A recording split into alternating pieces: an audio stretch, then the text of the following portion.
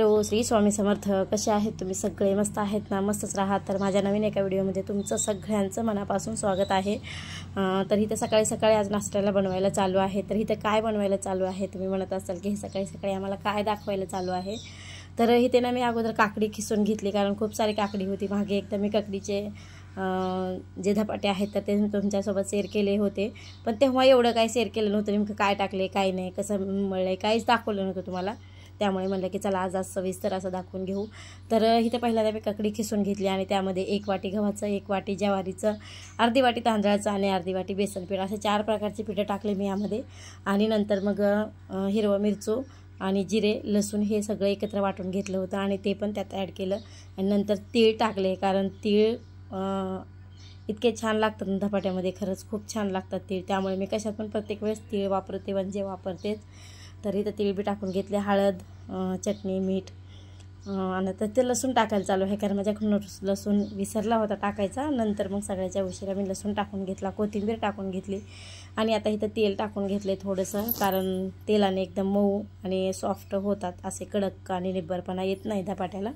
त्यामुळे थोडंसं तेल टाकून घेतलं आणि आता इथं मळायला चालू आहे. जास्त पाणी वतायचं नाही, कारण ह्याला पाण्याची गरजच पडत नाही, कारण आपलं जे काकडी असतं तर त्याचंच पाणी बरंच सुटतं. त्यामुळे जसं आपण भोपळ्याचे धपाटे करतो तर सेम तोच प्रकार आहे काकडीच्या धपाट्याचा. खायला पण लई छान, म्हणजे खरंच खूप छान लागतात खायलासुद्धा.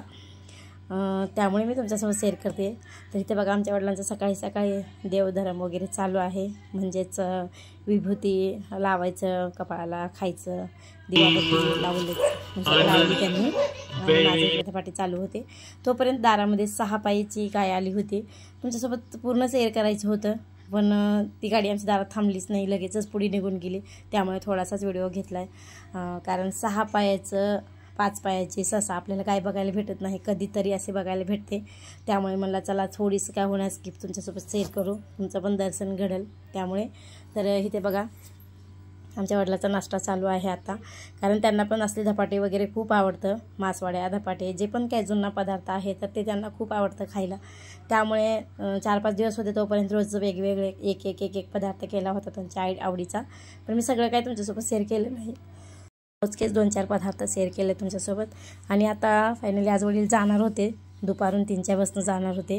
मग सकाळी धपाट्याचा नाश्ता केला होता, मग दुपारी जेवण करून जाणार होते. आणि त्यांना ना असलं जे मोकळं भरलेलं वांगं आहे ना ते खूप आवडतं. म्हणलं चला आता हे वांगं बनवायचं आहे तर तुमच्यासोबत शेअर करू ता, कारण हे जी वांग्याची भाजी आहे ना इतकी छान लागते ना, खरंच खूप छान लागते.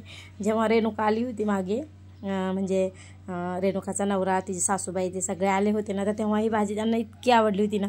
आता कंप्लीट वर्ष झालं असेल तरी अजूनसुद्धा त्यांनी ह्या वांग्याच्या भाजीचं नाव काढतात त्यांच्या घरी. त्यामुळे म्हणलं की चला तुमच्यासोबत शेअर करू की मी भाजी कशी केली होती. तर पहिल्यांदा तीळ, खोबरं आणि शेंगदाणे हे तिन्ही एकत्र वाटून घ्यायचं, आणि लसूण. पण शेंगदाण्याचं ऑलरेडी कूट होतं, त्यामुळे मी फक्त तीळ, खोबरं आणि लसूण 3च टाकून घेतले, भाजून घेतलं. आणि नंतर थोडंसं नॉर्मली तेल टाकलं आणि त्यात वांगे भाजून घेतले पहिल्यांदा. आणि नंतर हे वांगे भाजल्याच्या नंतर ना गॅस बंद केला, थोडेसे मी नॉर्मली लाल होस्तोर वांगे ठेवले. आणि नंतर मी जे भाजून घेतलं होतं तर ते वाटून घेतलं आणि त्यातच थोडंसं शेंगदाण्याचं कूट टाकलं. म्हणजे शेंगदाण्याचं कूट होतं म्हणून मी शेंगदाणे त्यात टाकले नाही, तर मला त्यात शेंगदाणे पण टाकावे लागले असते. तर हे पूर्ण मी वाटून घेते, कारण लाईटसारखं जाई करत होती, त्यामुळे मिक्सरवर नाही वाटले, असंच हातानं वाटून घेतलं होतं. तर हे फायनली मी आता मस्तपैकी एकदम लहान असं वाटून घेतलं आहे. आणि नंतर त्यातच आपलं काळं तिखट, थोडंसं लाल तिखट, मसाले, गरम मसाला, जे बी काही आपल्याला जे ॲड करायचे आहे तर ते ॲड करू शकतो त्यामध्ये. आता सगळे मी मसाले एकत्र करून घेतले आणि नंतर वांग्यामध्ये भरून घेतले. आणि वांगं जेव्हा भाजत होते ना तर तेव्हा पण मी थोडंसं मीठ टाकलं होतं. त्यामुळे ह्या ज्या म्हणजे सारण मी जी बनवले तर त्यामध्ये थोडंसंच मीठ टाकायचं, नाही तर खरट होईल भाजी. तर काय होतं एखाद्या वेळेस करताना लक्षात राहत नाही आपल्या, त्यामुळे. तर इथे बघा मी वांगे थोडे भाजून घेतले आणि त्याच वांग्यात आता जे मी बनवलेलं सारण आहे तर ते सगळं त्यात भरायला चालू आहे. आणि ते भरल्याच्या नंतर फोडणीला फक्त कांदा टाकायचा, जिरे, मोहरी, कांदा आणि लसूण टाकायचं आणि नंतर त्यामध्ये वांगं टाकायचं. तर तिथला जो व्हिडिओ होता तो स्किप झाला माझ्याकडून, म्हणजे डिलीट झाला माझ्याकडून घेताना, त्यामुळे मला तिथला घेऊ नाही शकले मी. तर फायनली ते सगळं वांगं तेलात टाकून घेतलं, कांदा टाकून. आणि नंतर फायनली इथं बघा आपलं वांगं शिजलं आहे. वांगं शिजायला मी पाणी काही जास्त टाकलं नाही, थोडंसंच एक अर्धा कप अंदाजाचं पाणी टाकलं होतं, कारण भाजून घेतल्यामुळे ऑलरेडी वांगे मऊ झाले होते, त्यामुळे शिजायला काही जास्त मला पाणी लागलं नाही. तर इथं बघा आमचे वडील फायनली आता जेवायला बसलेत. तुम्ही म्हणत असाल की वडील वडील का करते सारखं, तर आम्ही आमच्या वडिलांना ना दाजी म्हणतो, कारण लहानपणापासून सवय लागली. तुम्हाला तर माहिती आहे की खेडेगावामध्ये पहिलं मम्मी पप्पा आई असं कोणी बनायला शिकवत नव्हतं. जे बी आपले म्हणजे पाहुणे रावळे म्हणतील तर तेच आपण पण म्हणत होतो. तर तसंच आमच्यासोबत पण झालं होतं. त्यामुळे तर असो. हॅलो, श्री स्वामी समर्थ. तर आता ना संध्याकाळच्या 6 वाजलेत, 6-6:30 वाजलेत आता संध्याकाळच्या. तर शिवानी ना लातूरला गेली होती, 2-3 दिवस झालं. तिच्या दाताची ट्रीटमेंट असते, दर महिन्यात तिला जावंच लागतं लातूरला. तारीख दिलेली असते, तर त्या टाईमला तिला जावं लागतं. त्यामुळे ती गेली होती. तर आता वटसावित्री पौर्णिमा आली 2 दिवसावर. माझ्याकडनं कसल्याच बांगड्या नव्हत्या घरामध्ये, शिल्लक असतात प्रत्येक वेळेस, पण यावेळेस बांगड्याच नव्हत्या. मग आमच्या आईच्या घरी बांगड्याचं दुकान आहे, म्हणजेच घरातल्या घरात चालू असतं लग्नाचे वगैरे भरायला. बायका पण खूप येतात भरायला घरी, पण असं दुकान असं नाही, घरातच भरतात बांगड्या. तर हे बघा आईने बांगड्या दिलेत. आता 2 प्रकारच्या बांगड्या आहेत, पण मोबाईलमध्ये कलर सेम दिसत असेल, कारण असं जास्त मला बांगड्या आवडत नाहीत. 3-3 तरी हातात असाव्या काचेच्या बांगड्या असं म्हणतात. त्यामुळे मग काय मी आणल्या होत्या, म्हणजे शिवानीनं आणल्या होत्या. आणि हा एक सेट आणले बघा सणासाठी, कारण मी एक साडी मागवली ऑनलाईन. आता त्या दिवशीपर्यंत माझी साडी येईल का नाही येईल माहीत नाही, पण त्या दिवशी येईल. तर ह्याच कलरची साडी, त्यामुळे शिवानीनं हा एक सेट आणला आईकडून. मी म्हणलं होतं त्यांचं पण काही घरचं नाही आहे, पैसे देऊनच आण म्हणून, पण आमच्या आईने पैसे काही घेतले नाही. मुलीकडूनच पैसे कसे घेणार आई, पण मी म्हणलं होतं दे म्हणून, कारण प्रत्येकाचा धंदा असतो. धंदा म्हणजे काय त्यांना फुकट आलेलं नसतं, त्यांना पण विकतच आणावं लागतं दुकानदाराकडून. आणि मग सगळे सट जेव्हा जातील तर तेव्हा काहीतरी 10-5 रुपये पदरात पडतात, तोपर्यंत नाही पडत. त्यामुळे मग घरीच जर 1-2 सट काढले तर मग त्यांना काय पडणार आहे. त्यामुळे मग मी पैसे दे म्हणलं होतं, पण आईने घेतली नाही, उलट शिवानीलाच दिले तिकीटाला पैसे. आणि अरे बापरे, आता बांगडी पडत होती खाली. आणि एक टिकल्याचं पॉकेट असलं पण विकायला असतं, तर हे टिकल्याचं पॉकेट पण आणलं तिथून. तर ही छोटीशी शॉपिंग शिवानीने केली होती, तेच मला शेअर दाखवायची होती तुम्हाला. तर हे बांगड्या जे आहेत ना मला खूप आवडले, माहिती का. दिसायला जरा निबर वाटतात त्याला, पण हातात 3-3 बांगड्या घातल्या ना खूप छान वाटतात. तर शिवानीला म्हणलं तुझ्याच मनावर आण, कारण मला रिचार्ज संपला होता आणि तिने मला फोटो पाठवले, पण मी बघू शकले नाही. नंतर संध्याकाळी रिचार्ज केला, त्यामुळे राहून गेलं. तरी पण छान आणले, तिच्या मनावर आणले तिनं. का तिच्या मामीने दिल्यात मला बी एवढं काय माहीत नाही, कारण मी तिला विचारलं नाही. आल्या तिचा फोनच चालू आहे, मामीला फोन लावायला चालू आहे. त्यामुळे तर हा शर्ट पण छान आहे.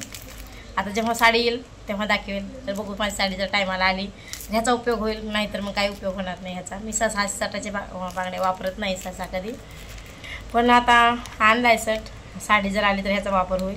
बांगड्या पण खूप छान आहेत, व्यवस्थित तुम्हाला दिसत नसेल मोबाईलमध्ये, पण लई छान आहेत बांगड्या, हे खरंच छान आहेत. तर चला, छोटीशी शॉपिंग केली होती वटसावित्री पौर्णिमेनिमित्त, तर तीच तुमच्यासोबत शेअर केली. आणि ब्लाऊज पीस पण खूप दिलेत मला, अस्तरला वगैरे लागतात त्यासाठी. डझनभर तरी असतील अस्तर, बरेच आहेत अस्तरसाठी ब्लाऊज लागतात, त्यासाठी दिलेत मला. पहिलं कसं होतं माहिती आहे का, माहेरचं कुत्रं जरी आलं ना तरी अप्रूप वाटायचं, लय अप्रूप वाटायचं कुत्रं जरी आलं तरी. पण आता बाहेरून किती काय सामान येते. त्या दिवशी वडील पण आले होते, तर वडिलांनी पण त्यांच्या मानानं हे आण खायला, ते आण खायला, अजून काय आणू का म्हणून विचारत होते. पण मीच बोलले की नको, कारण शिवानी पण लातूरला होती, समोर एकटी खाऊन किती खाणार आहे, त्यासाठी मी नको बोलले त्यांना त्या दिवशी आणायला. डोक्याला लावायचं ते म्हणजे फुलाचं जे होतं ते, बरंच काही सामान आणलं त्या दिवशीसुद्धा. तर आता काय म्हणतात तसं, पालत्या गड्यावर पाणी. किती बी दिले तरी आता म्हणजे माणसाचं मन भरत नाही, किती बी दिलं तरी नाहीच वाटतं मला काय केलं तू असं वाटतं.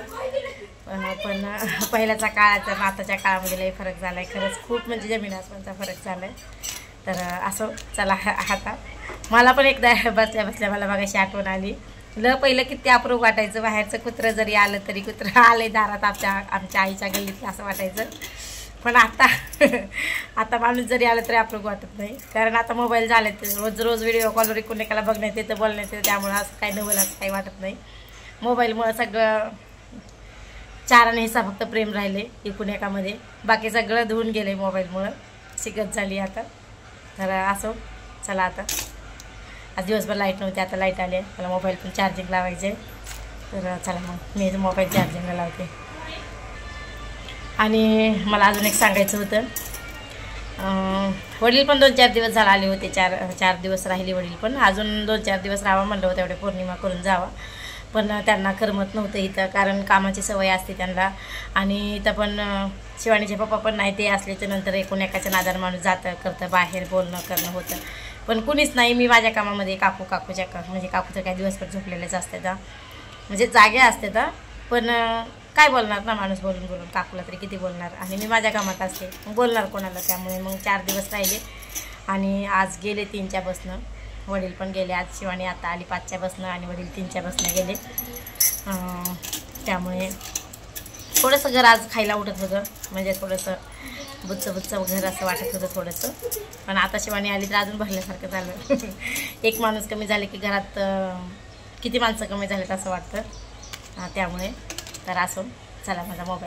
तर हा बघा दुसऱ्या दिवशी सकाळचा व्हिडिओ आहे, आणि आज म्हणजेच उद्याच्याला वटसावित्री पौर्णिमा होती, आणि इरी टाईमला लागेल तेवढे आंबे असतात, तर आज आंबे काहीच नव्हते. त्यामुळे अण्णाला फोन केला होता आंबे घेऊन या म्हणून, तर रानातून अण्णाने आंबे घेऊन आले. आणि फायनली मला साडी येते का नाही असं वाटत होतं पौर्णिमेसाठी घालण्यासाठी, पण फायनली साडी आली, कारण 10 तारीख दिली होती, त्यामुळे आम्हाला वाटलं काही खरं आहे आता. मग दुसऱ्या साडीची सोय करून ठेवली होती, कारण आदल्या दिवशी जर आपण नाही ठरवली ना उद्या कोणती साडी घालायची नाही, तर इतके घाई होती ना, खूप घाई होते, ही घालू का ती घालू का ती असं होतं. त्यामुळे मग ह्या साडीचा विषय सोडून दिला होता, आणि दुसरी साडी कोणती घालायची ती काढून ठेवली होती. पण फायनली ही साडी आली, आणि ह्या साडीवर माझ्याकडे वेलवेटचं ब्लाऊज पण होता, त्यामुळे मग ही साडी घातली. तर बघा किती छान वाटते साडी, म्हणजे तुम्हाला दाखवण्यासाठी मी अंगावर टाकून घेतली बाहेर, घरात थोडासा अंधार पडत होता त्यामुळे. तर मला तर ही साडीचा कलर पण आणि साडी पण खूप आवडली जास्त. तर तुम्हाला घ्यायची असेल ना तर नक्की मला मेसेज करा, मी सांगेल तुम्हाला कुठून घेतली, काय घेतली, कितीला घेतली, सगळी माहिती सांगेल. तर इथे बघा संध्याकाळचा टाईम झाला आहे, आणि इथं वटपौर्णिमेची शिवानीने माझ्या हातावर मेहंदी काढली होती. मला एकतर मेहंदी काढायला इतकी झोप लागते ना, मला अक्षर खूप कंटाळा येते. मी एवढी मोठी मेहंदी कधीच हातावर काढत नाही, पण आज फर्स्ट टाईम काढले. एक हातावर एक जण आणि एका हातावर एक जण काढायला चालू आहे. तर चला आता खूप उशीर झाला होता, 12 वाजल्या होत्या. मी आता व्हिडिओचा एंड करते. बाय.